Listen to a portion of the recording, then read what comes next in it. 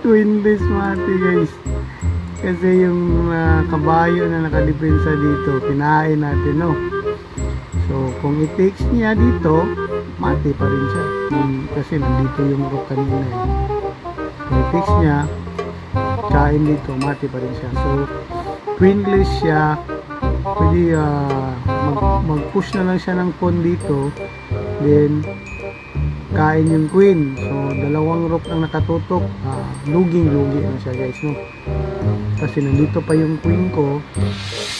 So pag takes ko ng kabayo, so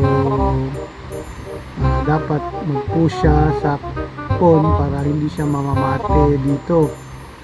Pero kain yung queen plus yung isa ka rook, nakatutok sa bishop kasi nandito pa yung isang rook.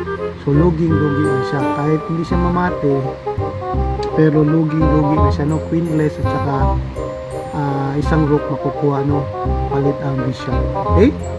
So ayan guys, mag-resign na yung kalaban natin. Mati na pala, mati na siya. Resign na siya guys, resign. Kasi last move niya dito pala. So nag-resign na siya kasi nga last move, then checkmate tayo dito. Okay, mati na siya dito. Kahit hindi na to kakainin. Okay? So again guys, bago tayo magtapos, gusto ko muna magpasalamat sa lahat ng mga napadpad sa ating channel at sa mga nag-subscribe at sa mga hindi pa nakapag-subscribe sa ating channel.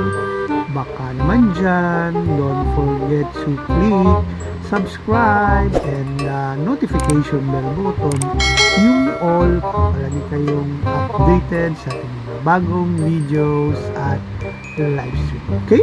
Again guys, this is Kayan Dax TV. Babu!